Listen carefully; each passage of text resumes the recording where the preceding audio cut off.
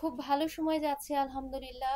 সবাই বলে যে সকল আর্টিস্টদেরই ক্যারিয়ারের একটা পিক সময় থাকে, একটা হুম, হাই সময় থাকে যখন সে সবচেয়ে বেশি ডিমান্ডেবল থাকে, সবাই তাকে নিয়ে কাজ করতে চায়।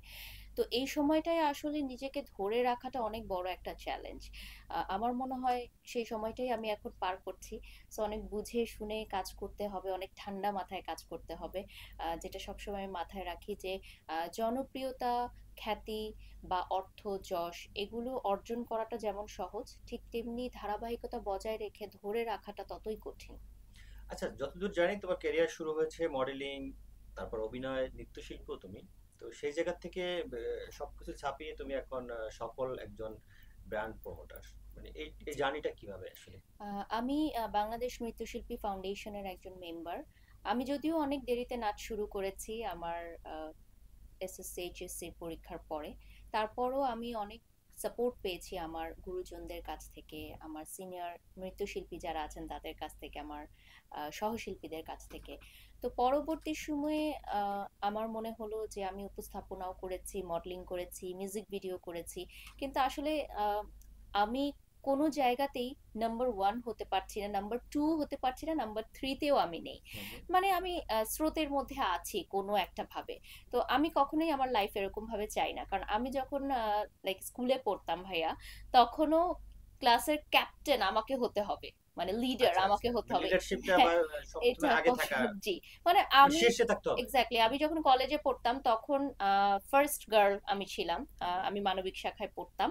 তো সেকেন্ড হওয়া যাবে না, এই জিনিসটা আমার মাথায় ছিল। সেকেন্ড হওয়া গেল, থার্ড হওয়া যাবে না, ও এক দুই তিনের তালিকায় থাকতে হবে। তো আমি এত বছর কাজ করছি, আমার কাছে মনে হচ্ছে যে আমি আসলে আমার কাঙ্ক্ষিত লক্ষ্যে পৌঁছাতে পারছি না। তো পরবর্তীতে আমি দেখলাম যে ব্র্যান্ড প্রমোশনের যে সেক্টরটা, এখানে অনেক মেয়েরাই কাজ করছে এবং এখানে কাজ করার দারুণ সুযোগ রয়েছে। এবং আমার মনে হয়েছে যেহেতু আমি বিতার্কিক ছিলাম এবং পরবর্তীতে আমি আহ, বেসরকারি টেলিভিশন সহ সরকারি টেলিভিশনের সব জায়গায় আমি উপস্থাপনা করেছি, অনেক হুম, হুম। বছর ধরে বিভিন্ন ধরনের শো করেছি। তো আমার আসলে কথা বলার স্টাইল আছে, এবং আমার মনে হয়েছে যে ব্র্যান্ড প্রমোটিং জায়গাটায় আসলে কথা দিয়ে মানুষকে আকৃষ্ট করাটাই হচ্ছে মেইন পয়েন্ট।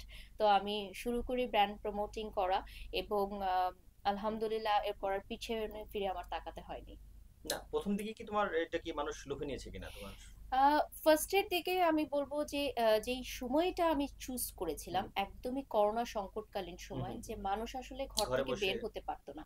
তো তখন মানুষের হাতে একটি অপশন ছিল মোবাইল, হুম, হুম। Only one device.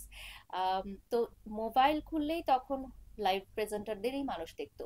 তো সেই সময়টাতে দেখা যেত যে যখনই কোনো লাইভ প্রেজেন্টার আসতো, তখনই মানুষ তাকে দেখতে বাধ্য হতো। তো খুব দ্রুততম সময়ের মধ্যেই আমি অনেক বেশি জনপ্রিয়তা পেয়ে গেলাম। তো তখন আমার মনে হয়েছে যে এত বছর যে আমি শোবিজ ইন্ডাস্ট্রিতে কাজ করেছি, তার চেয়ে আমি অল্প কয়েকদিনের মধ্যেই এই মোবাইল ক্যামেরাতে যত বেশি আমি মানুষের কাছে যেতে পেরেছি বা মানুষ আমাকে যত বেশি ভালোবাসতে পেরেছে, আমার মনে হয়েছে এটাই হয়তো আমার কাজের জায়গা। এতদিন হয়তো আমি মরুভূমির মধ্যে আমার মানে লক্ষ্যটা আমি খুঁজছিলাম, এখন আমি আচ্ছা, ফাইনালি ফাইন্ড এই যে আউট